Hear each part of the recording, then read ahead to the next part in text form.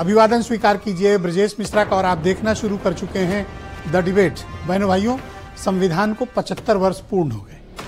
तो इस 75वें वर्ष पूर्ण होने पर इस देश की संसद यानी लोकसभा में बहस शुरू हुई है। संविधान पर चर्चा।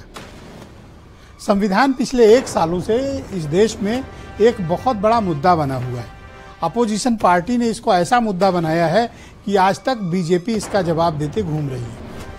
काफी शोर शराबे के बाद जब 10-11 दिन संसद नहीं चली तो फाइनली ये सब बैठकर बात करने को तैयार हुए। ये अच्छी बात है कि सदन चलने दिया जा रहा है। चर्चा होगी कि संविधान का मूल क्या है और इस वक्त वो लागू कितना है।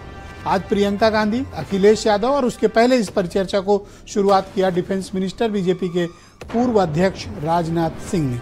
आज चर्चा हम संविधान की करने वाले हैं। अब बहनों भाइयों, आज लोकसभा में बड़ा दिलचस्प नज़ारा दिखाई दिया।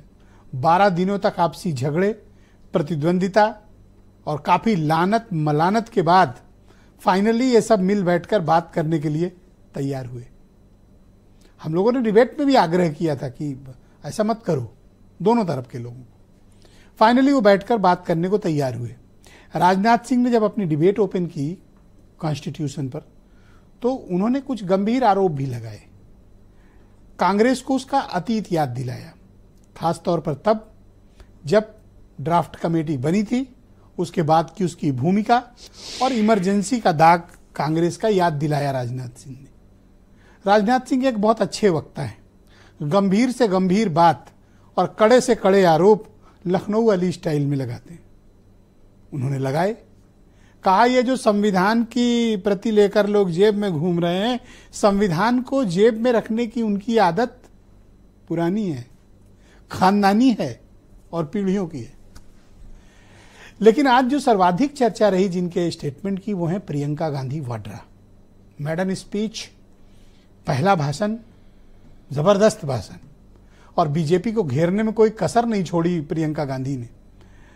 पहली स्पीच में उनके अंदर लोकसभा के भीतर जब पूरा देश आपको सुन रहा हो और पूरी पंचायत देश की सबसे बड़ी बैठी हो, उस वक्त प्रियंका गांधी ने असाधारण भाषण दिया और बीजेपी को घेरने में कोई कसर बाकी नहीं छोड़ी। और उनकी जो सुर, लय, ताल और भाषण का कंटेंट रहा वो आम आदमी से कनेक्ट करने वाला था। यही वो लिंक था कांग्रेस से का जो भाषणों में मिसिंग रहता था। अब इसमें अगर एग्रेशन वाला पार्ट जोड़ दीजिए तो कंप्लीट बीजेपी के पैकेज का जवाब होगा, दैट इज प्रियंका गांधी। आम आदमी, गरीब आदमी, शोषित, दलित, वंचित, मार्जिनलाइज्ड और मुसलमान जिसके बारे में कोई बात नहीं करना चाहता, प्रियंका गांधी ने आज खुलकर बात की। उन्नाव की, आगरा की, संभल की, हाथरस, सब जगह की बात की। उत्तर प्रदेश उनका विशेष फोकस रहा और ये उन्होंने इस्टेब्लिश करने की पार्लियामेंट के भीतर कोशिश की कि बीजेपी संविधान की धज्जियां उड़ा रही। और नेक्स्ट स्पीकर थे समाजवादी पार्टी के अध्यक्ष और पूर्व मुख्यमंत्री अखिलेश यादव। अखिलेश यादव की भाषण का स्टाइल बहनों भाइयों बदल चुका है। वो पहले जैसी स्पीचेस देते थे, अब नहीं देते। पहले का जो कंटेंट रहता था, अब बिल्कुल अंतर है। उनकी स्पीच सधी हुई, संतुलित, सारगर्भित और टू द पॉइंट रहती है, जिसमें अधिकांश वक्त वो तंज वाले लहजे का बहुत इस्तेमाल करते हैं और आजकल तो शेरो शायरी भी करने लगे। तो अपनी बात कम्युनिकेट करने का तरीका है। उन्होंने इस्टेब्लिश किया कि उत्तर प्रदेश में संविधान की ऐसी तैसी हो गई है, कानून व्यवस्था छिन्न भिन्न पड़ी हुई है और जो पिछड़ा, दलित, अल्पसंख्यक उनके साथ घोर अत्याचार हो रहा है। अब इसका जवाब अंत में प्राइम मिनिस्टर देंगे सबका। बहनों भाइयों, लेकिन चर्चा शुरू हुई है और आज पूरा देश टकटकी लगाए इन तीनों लीडर्स को सुनता रहा। राजनाथ सिंह, प्रियंका गांधी और अखिलेश यादव मुख्य आज इन्हीं का था। उधर राज्यसभा का बवाल तो थमने का नाम नहीं ले रहा।